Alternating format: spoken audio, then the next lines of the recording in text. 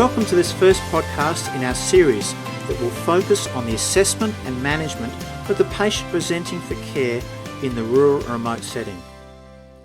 Unlike the larger tertiary centres, rural and remote services will in many cases not have the specialised medical or nursing workforce, or the facilities such as negative pressure rooms and ICUs, or even the equipment such as ventilators and syringe drivers required for managing COVID patients.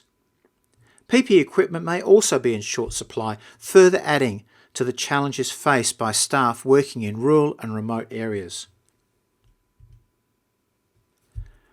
These podcasts have been developed with the aim of providing staff with training that is clinically relevant and built on our current knowledge of COVID-19 that will allow them to deliver a high level of care to patients presenting with COVID-19 while at the same time minimising risk to themselves and others from transmission of the disease.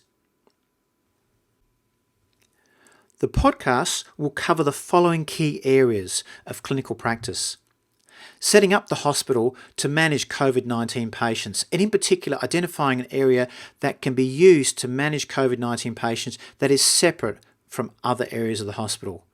In this series of podcasts, we would give the term respiratory ED to that area. We'll talk about triage of patients presenting to the emergency department.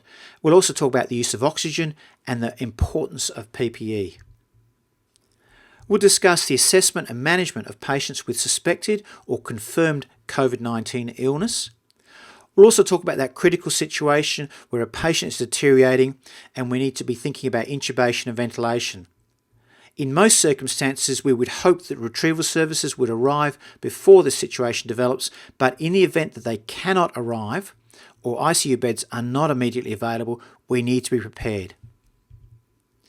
We'll talk about other presentations and how the COVID-19 pandemic impacts upon their care. And we'll talk about the patient with cardiac arrest and how COVID-19 may alter the way in which we approach and manage patients with cardiac arrest. As we begin this series of videos, I'd like to take the opportunity to introduce myself. My name is Peter Stewart and I work as the ED Director of a rural emergency department in South Australia. I began my career training first as a rural procedure GP in obstetrics and anaesthesia before later training as an emergency physician. My special interest has been in the delivery of training to my colleagues working in rural and remote areas of Australia, and this has involved many thousands of hours of face-to-face teaching and workshops delivered in rural environments. I've also co-authored the textbook ABCDs of Emergency Medicine with my colleague Jason Bayment and developed a website for the delivery of online learning and training resources, particularly for those working in rural and remote areas. I've been assisted in this task by two colleagues. The first is Dr. Jason Bayment. He is a rural procedural GP specialising in anaesthesia and emergency medicine, and he also is a director of a rural emergency department. The second is Natasha Stewart, a registered nurse working in the emergency department of the major tertiary hospital in South Australia designated for managing COVID patients. You will meet both Jason and Natasha in future podcasts. Our hope is that the series of podcasts and the resources and the online cases that will be developed as part of this program will assist you to develop your knowledge and clinical skills so that you feel confident to provide clinical care to patients during this difficult period of the COVID-19 pandemic. Let's begin our discussion by considering patients presenting to the hospital who require acute or emergency care, the ED patients. We can consider these patients presenting in one of two categories. They may present with symptoms that suggest the possibility of COVID-19, such as cough, fever, or shortness of breath. We may call this group the respiratory group. Then there's a second group of patients that present with symptoms that are clearly unlikely to be related to COVID-19, such as acute severe chest pain due to myocardial ischemia, severe vomiting and diarrhea with dehydration due to gastroenteritis, presentations due to soft tissue injury or fracture, or a multitude of other possible ED presentations.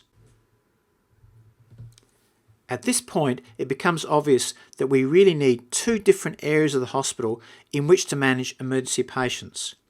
This is critical if we are to avoid transmitting COVID-19 to patients presenting with non-COVID related presentations.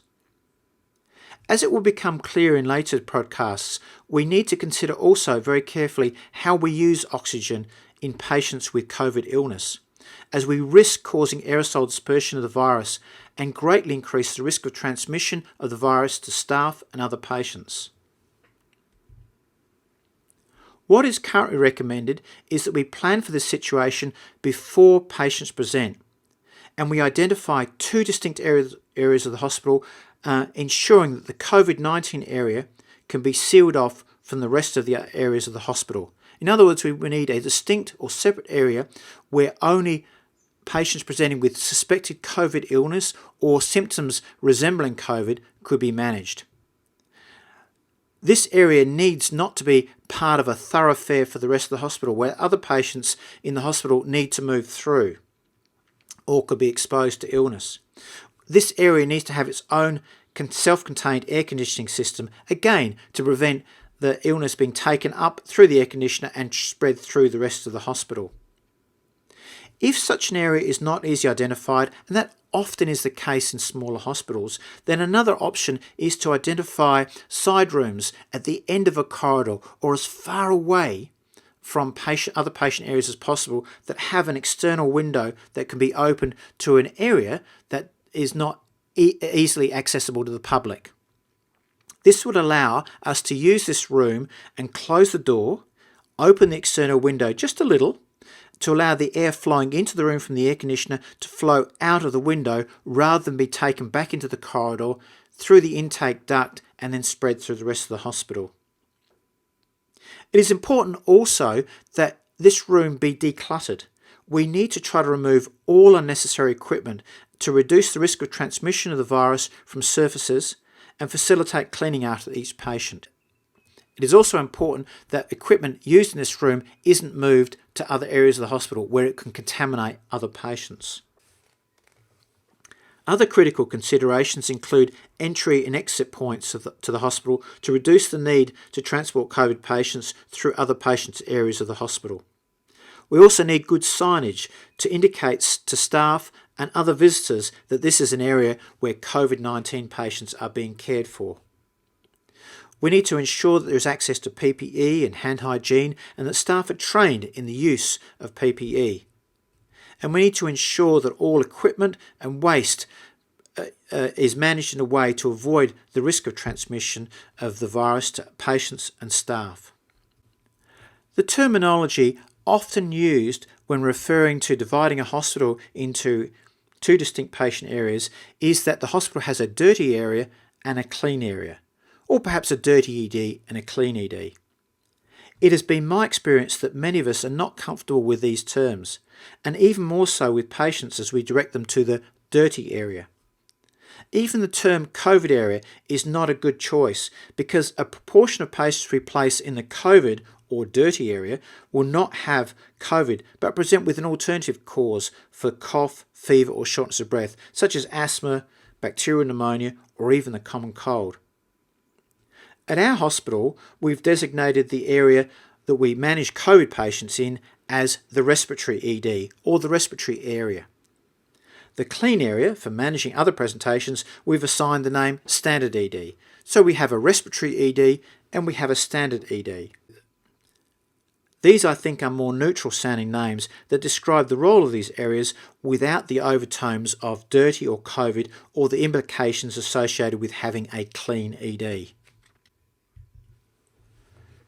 Having planned and set up the two distinct areas, the next step is to have a single triage point located at the front door of the hospital that allows patients to be directed to the respiratory ED and the standard ED based on their presentation.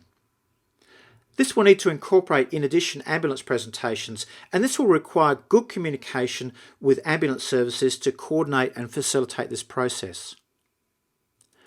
At the hospital where I work, we chose to set up our present ED area as the respiratory ED. We've also incorporated 3 side rooms that lie close to the ED in a corridor that can be sealed off from the rest of the hospital. Each of these 3 side rooms has an external window that opens to an area that's not open to the public, a small garden area. Our present ED is also located immediately adjacent to the front door of the hospital, and this is ideal when a patient presents to the hospital. We can triage them and direct them straight into the respiratory area without having to move through the rest of the hospital.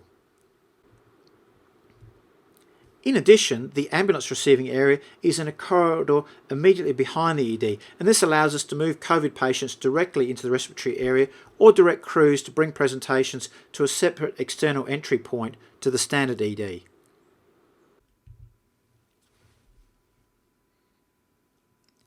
In our next podcast, we will drill down on the triage process for directing patients to the respiratory or standard ED and discuss principles of immediate management focusing on the use of PPE and oxygen in both of these patient groups. Always remember that no matter where you work and whatever your background, your skills and knowledge can benefit the lives of our patients, their families and communities in ways far too great to measure. What we do matters.